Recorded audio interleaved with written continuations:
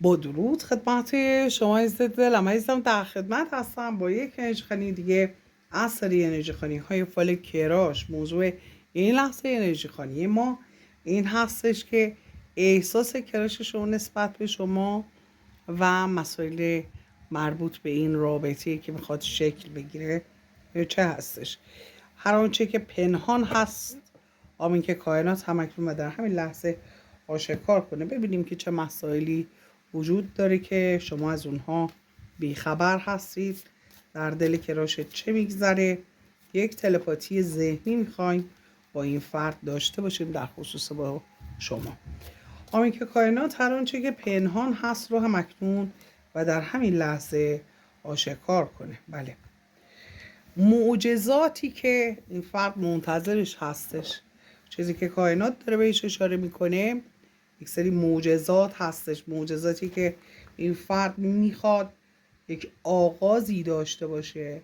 و احساس میکنه که با شما میتونه روزهای شادی رو داشته باشه، مسائل نشاط آور، شادی آفرین، و احساس میکنه که میتونه یک رابطه رویایی، یک رابطه به خصوص رو با شما تجربه کنه و شروع بسیار بسیار زیبایی، بسیار با احساس، همونطور که ملاحظه میفرمایید به ماه اشاره کرده و منتظر هست که این قرص ماه انگار تموم بشه، کامل بشه، ماه کامل بشه و از این حالت خارج بشه. اونطور که ملاحظه میفرمایید یه پاش داخل آب، یه پاش بیرون آب هستش. آب هم از طرف دیگر روابط رو بهش اشاره میکنه. بنابراین میخواد روشن بشه، چراغ رو، فانوس رو داره نشون میده. میخواد که این رابطه شکل بگیره و به هر جهت مشخص بشه بالاخره چه خواهد شد و از این بلا تکلیفی نجات پیدا کنه، همونطور که ملاحظه میفرمایید، و اینکه به مراد دلش برسه. بله، در اینجا هم همونطور که ملاحظه میفرمایید، بله، این پرنده رو داره بهش اشاره میکنه، سوینچ، شادی کردن، ذوق کردن و احساس خیلی خوبی داشته باشن. احساس خیلی خوبی داشتن رو داره بهش اشاره میکنه، همونطور که ملاحظه میفرمایید انگار به مراد دلش رسیده، به چیزی که میخواسته رسیده و شرایط شادی آفرینی رو میخواد داشته باشه. بنابراین نگاه این فرد نسبت به این رابطه بسیار بسیار خاص هست، دیدگاهش بسیار متفاوت هستش. انگار که برای این که حالا این یکی پاش هم بخواد بذاره توی آب، یه خورده تعمق میکنه، یه خورده داره فکر میکنه و احتیاط کردن این فرد رو هم بهش داره اشاره میکنه. و در اینجا اون رنگین کمانی که میبینید، همونطور که ملاحظه میفرمایید، نشون دهنده این هستش که احساس میکنه یک رابطه ای که بله میتونه بسیار کامل باشه، رنگ های مختلف رو داره نشون میده، رویایی بودن این مسئله رو داره نشون میده و متفاوت بودن این رابطه ای که با شما میخواد داشته باشه، با حالا اگر رابطه ای در قبل داشته یا با اون چی که تصور میکرده از رابطه، فکر میکنه که با شما میتونه بسیار بسیار متفاوت تجربه کنه، یک تجربه بسیار بسیار زیبا، عالی و متفاوت رو. و اینکه آرانما به معنای جستجو کردن، اینکه حالا میخواد یه چیزهایی در مورد شما بدونه، میخواد یه مسائلی براش آشکار بشه، براش باز بشه یه سری مسائل، و اینکه اون ببینید سرما رو داره بهش اشاره میکنه، انگار که محیط اطراف خودش رو سرد میبینه و با جستجو کردن، بله، به دست آوردن شما، به دست آوردن یه سری اطلاعات، ابهاماتش برطرف میشه و با به دست آوردن شما یک گرمایی به زندگیش میتونه بده، این گرما رو یک محیط امن و گرمی برای خودش داشته باشه و درست کنه. فکر میکنه که اگر شما باشید خیلی احساس خوبی میتونه داشته باشه نسبت به حالا مسائل مربوط به زندگیش و احساسیش. یک دیدگاه بسیار بسیار متفاوت رو داره بهش اشاره میکنه. از سمت دیگه کرومابل محافظت کردن، محافظت شدن، حالا اینکه حالا پیش خودش فکر میکنه که میتونه از شما یا از این رابطه حتی محافظت کنه، میتونه این رابطه رو برای همیشه داشته باشه، احساس میکنه که در توانش هست که مسئولیت یک رابطه رو یا بهتر بگیم رابطه که با شما میخواد براش پیش بیاد رو بتونه کنترل کنه یا حالا هیچ کم و کسری توش باقی نذاره. یوزنلیک بله زیبایی رو داره بهش اشاره میکنه، همونطور که ملاحظه میفرمایید به زیبایی داره اشاره میکنه و اینکه اون تصویری که از شما در ذهنش نقش بسته بسیار بسیار زیبا هست، بسیار بسیار خاص هستش و چون شما رو خیلی دوست داره این فرد، خیلی به شما علاقه داره، حتی اون زیبایی بیش از اونچه که هست به چشمش میاد و اون زیبایی رو بیش از اونچه که هست میبینه و حس میکنه. و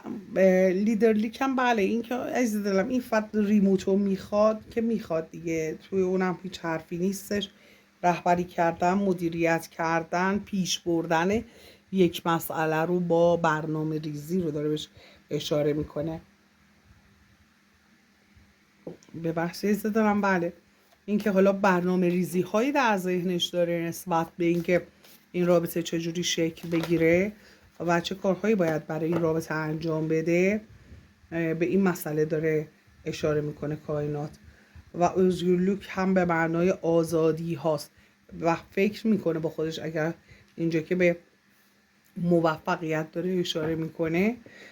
حالا این رابطه رو بتونه به دست بیاره براش یک نوع موفقیت محسوب میشه، مخصوصا اگر این رابطه عالی باشه.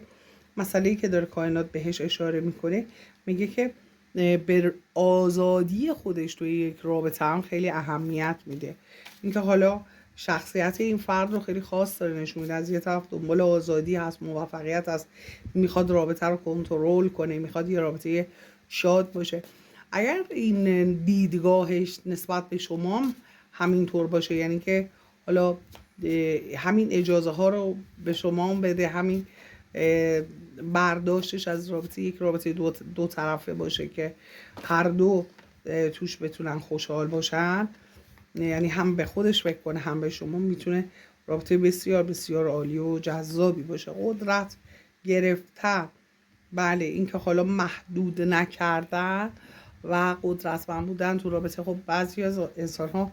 هم دوست دارن ریموت دستشون باشه که طرف مقابل رو هم محدودش کنن، خودشون آزاد باشن، طرف مقابل محدود باشه. به طور مثلا یه جایی میره خودش و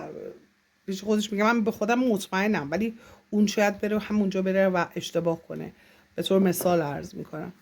بنابراین اون دیدگاه فرد هم خیلی مهم هستش، اینکه رو خودش انقدر اعتماد داشته باشه و روی شما اونو نداشته باشه. این مسئله حالا میریم جلوتر معلوم میشه، ولی خب بیشتر داره به این اشاره میکنه که این فرد به خودش خیلی اعتماد داره، خیلی اعتماد به خودش داره و قدرت رو داره بهش حتی اشاره میکنه و اون آزادی هایی که داره یه نوع قدرت براش محسوب میشه و اینکه دوست داره کنترل کنه رابطه رو تا آزادی هاش رو از دست نده. به اون مسئله هم حتی داره فکر میکنه اینجا. مسئله دیگری که کائنات داره بهش اشاره میکنه قدرت و سحر و حالا یا اسرار بخوایم بگیم سحر خب جادو میتونه باشه، جادو. و اینجا یه پنهانکاری ماه رو داره نشون میده. ممکن هستش که یک قدرت اسرارآمیز رو ازش بخواد استفاده کنه، به طور مثال برای شما انرژی بفرسته، شما رو به سمت خودش جذب کنه.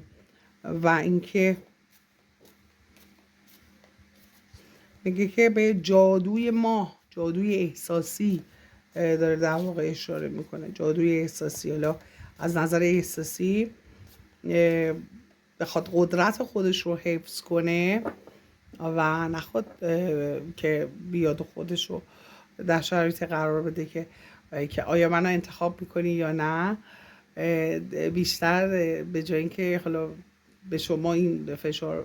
بخواد به خودش این فشار بیاره که به شما بیادی همچین پیشنهادی بده، احتمال اینکه بخواد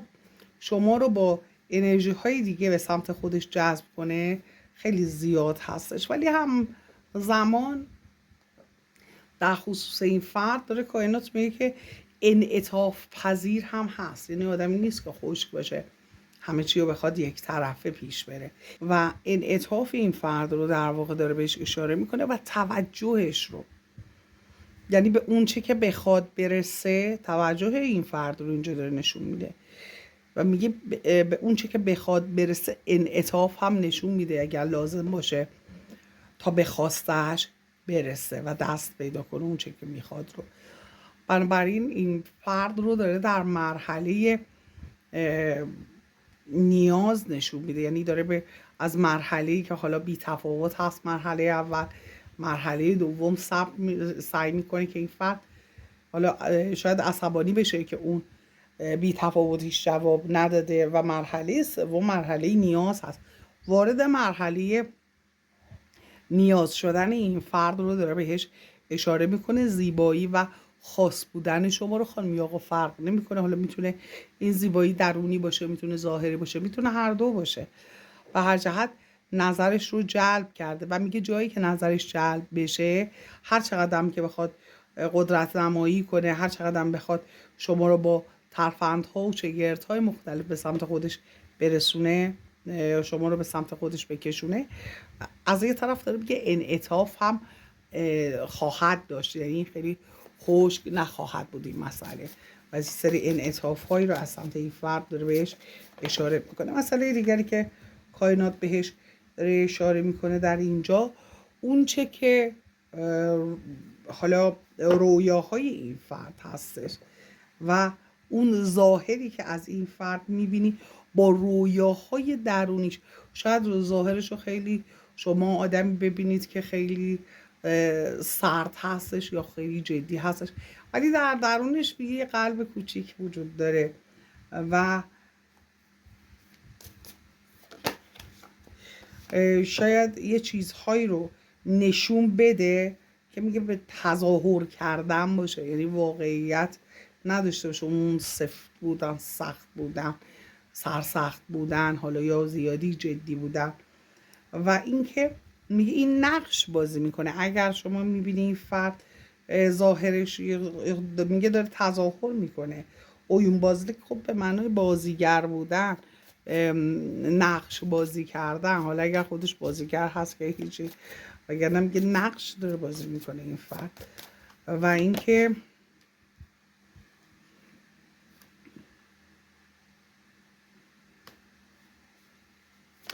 گذر کردن رو داره بهش اشاره میکنه. میگه از این نقش بازی کردن، از این تظاهر کردن، اینا از این مرحله ها عبور کرده این فرد. همونطور که عرض کردم به مرحله نیاز رسیده و مجبور هست، در شرایطی هست که مجبور هست که ابراز نیاز کنه. دقیقا کائنات هم داره به همون مسئله اشاره میکنه و میگه که تمام جسارتش رو میخواد جمع کنه، میخواد حالا دیگه اون جسارت به خرج بده. بالاخره یا قبول میکنه منو یا قبول نمیکنه، میتونه اینطوری دیگه فکر کنه این روزها و بخواد یک حرکتی بکنه و به اعتماد کردن داره اشاره میکنه. گوان بله اعتماد و میخواد اعتماد شما رو جلب کنه با رفتارش. یه چیزی که کائنات داره بهش اشاره میکنه میگه که این روزها تو فکر این هست که یه اعتماد شما رو جلب کنه، یعنی که از این شرایط خودش رو خارج کنه. مثل اینکه براش خیلی سخت شده دیگه، خیلی سخت پیش میره این مسئله احساسی، فکر و خیال ها براش خیلی داره سخت پیش میره و مجبور هست فکر میکنه که اعتماد شما رو جلب کنه. مسئله دیگر بله اینکه خب یه خورده حالا ایستادن و یه خورده فکر کردن رو داره بهش اشاره میکنه. این یه ترمزی برای خودش داره این فرد اونجایی که بخواد اعتماد رو جلب کنه، یعنی که سعی میکنه که اون یه جوری انجام بده که شما متوجه نشید که قصدش این هست که اعتمادت رو جلب کنه و اینکه یک مسئله که وجود داره در اینجا داره میگه که انگار بلیرسیزلیک، انگار یه چیزی که ابهاماتی داره، میخواد ابهاماتش برطرف شه. خیلی دوست داره که یه چیزهایی رو بدونه قبل از اینکه با شما صحبت کنه، دوست داره اونا رو بدونه و براش مثل که مهم هستش و خیلی وقتا میاد این کار رو بکنه، ولی خب میگه که دوباره فرصتش هم که پیش میاد میگه ول کن حالا ندونم، چون نمیخواد پشیمون بشه، با اینکه براش هم مهم هست. میگه شاید توی ذهنش میگه شاید به نفعم نباشه بدونم، شاید نظرم رو تغییر بده، برای همین دوست نداره که در مورد اونها یه موقعی که پاش میفته که بخواد صحبت کنه یا اون سوال رو بپرسه، از اون سوال منصرف میشه. و دونشون به معنای یک بازگشت هستش. اگر شما با فردی در ارتباط در رابطه بودید در گذشته، خیلی نگران هستید که اون فرد دوباره بر نگرده به سمت شما، یا اگر فردی از زندگی شما داره خارج میشه میگه نکنه من برم وابستشم اونم برگرده، اون وقت میخوام چی کار کنم. خیلی به این مسئله میشه گفت فکر میکنه و هر چقدر هم که میگه که پیش میره، هر چقدر که میگذره، هر چقدر که زمان میگذره، خب این فرد به خاطر اینکه در ذهنش با شما زندگی میکنه، این مسئله میگه این سوال ها بیشتر و بیشتر میشه، این جنگی که در درونش خودش با خودش داره و این حالا کارارسیزلیک میگن بلا تصمیمی، بیقرار موندن، بلا تصمیمی رو اشاره میکنه. و از نظر اینکه خب از نظر ظاهری قدرت شاید از نگاه او یه جوری هستش که احساس میکنه که در شما یه قدرتی وجود داره و شما رو وقتی میبینه شما رو فرد قوی میبینه، فردی نمیبینه که ضعیف باشید و حالا یا نیاز به ترحم داشته باشه، یه همچین حالتی رو نمیبینه در شما و برکت برای فکر میکنه که شما فردی هستی که قدم تو هر جا بذاری برکت و رزق و روزی زیاد میشه. حالا اینکه از وقتی به شما فکر کرده این حس بهش دست داده رو داره بهش اشاره میکنه کائنات. و شفا، بله میگه توی مسائل مالی هم یک شفایی وجود خواهد داشت. حالا اینکه شما از نظر مالی شرایط بهتری دارید میتونه دلیلش باشه، یا واقعا وقتی که به شما رو دیده یا به شما فکر میکنه احساس میکنه که بهتر همه کارهای مسائل مالیش بهتر پیش میره و به خوشحالی با شما، انرژی شفا رو داره بهش اشاره میکنه، شفا پیدا کردن، همه چی خوب پیش رفتن، برکت زیاد و اون خوشحالی و شادی بودن، شادی آفرین بودن شما رو بهش داره اشاره میکنه و یه لمحه انگار میگه همه چی تازه میشه، از صفر شروع میکنم، یک رابطه جدید از صفر شروع میکنم و این لطف خداوند هست، لطف کائنات هستش که من این فرد رو دیدم در درونش. بنابراین حرفای بسیار متفاوتی، چیزایی خیلی متفاوتی از ذهن این فرد میگذره اونجوری که کائنات میگه و شما رو خیلی دست و دل باز میدونه، یعنی که احساس میکنه تو روابطتون از هر نظر، احساسی باشه، حالا روحی باشه، حالا هرچی مالی باشه، هرچی، فکر میکنه شما خیلی دست و دل باز هستید، ازش دریغ نمی کنید عشقتون رو. بله و اینکه احساس میکنه که شما موقعی منزوی هستید، تو انزوا هستید، تو تنهایی هستید، فکر میکنه که هم خودش هم شما هر دو نیاز به این رابطه دارید، این حس رو داره و علاقه‌مند بودن به خانواده و تنها کابوس زندگی این فرد میتونه مشکلات خانوادگی باشه. کابوس این فرد رو مشکلات خانوادگی نشون میده که داره، این فرد که داره همچین حسی داره و ققنوس رو داره بهش اشاره میکنه، یک شروع با شکوه رو میخواد که با شما داشته باشه و بهش فکر میکنه. ولی ببینیم ابر فرشتگان چه میخوام بگن در خصوص این مسئله. حالا ما سوال هامون هرچی که بود، کائنات دیدیم که جوابهای بسیار عمیق‌تری به ما داد. شاید ما اصلا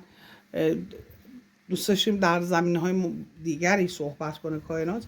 ولی کائنات اون چه که باید شما میدونستید رو سعی کرد به شما بگه.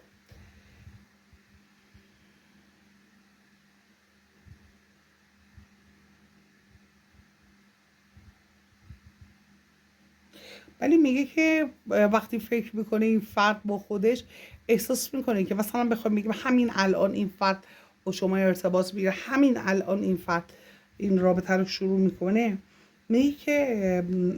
الان توی این لحظه زمان مساعد و مناسبی نیست برای این شروع. و اینکه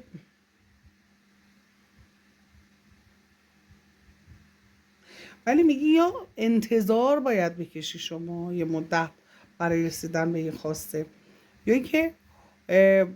میتونی دنبال حالا خواسته های دیگه بری، یک انتخاب دیگه داشته باشی تا ببینی که اون چی پیش میاد، که یعنی یک به قول معروفی این وسط یه فاصله ای ایجاد کنی، چون میگه که یک زمانی رو نیاز داره این مسئله تا اون شکل بگیره.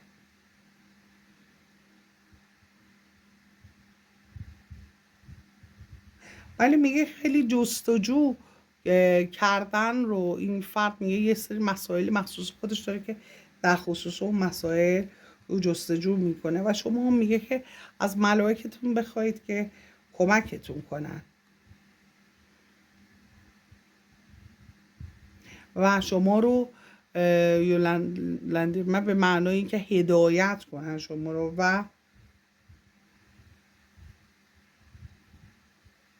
و میگه از ملائکت بخواه که راحتی و آرامش به شما بدن، که اذیت نشی حداقل تو این دوره که حالا انتظار میکشی، یا اینکه حداقل این دوره رو کوتاه کنن و انتظارات زودتر به پایان برسه و به هم برسین شما. مولا به معنای حالا یه زنگ تفریح یا حالا یک زنگ استراحت رو داره بهش اشاره میکنه.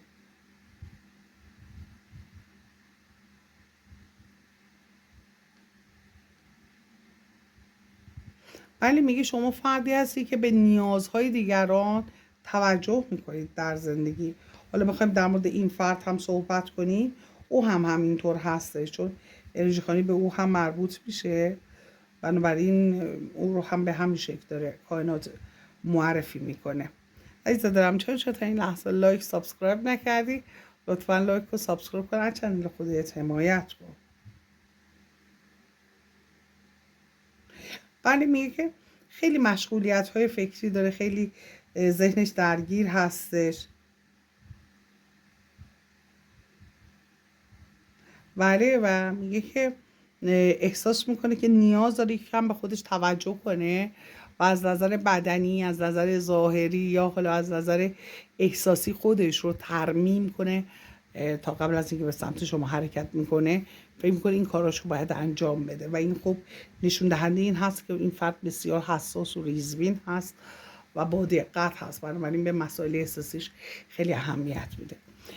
دوست دارم از دلم در نور باشی.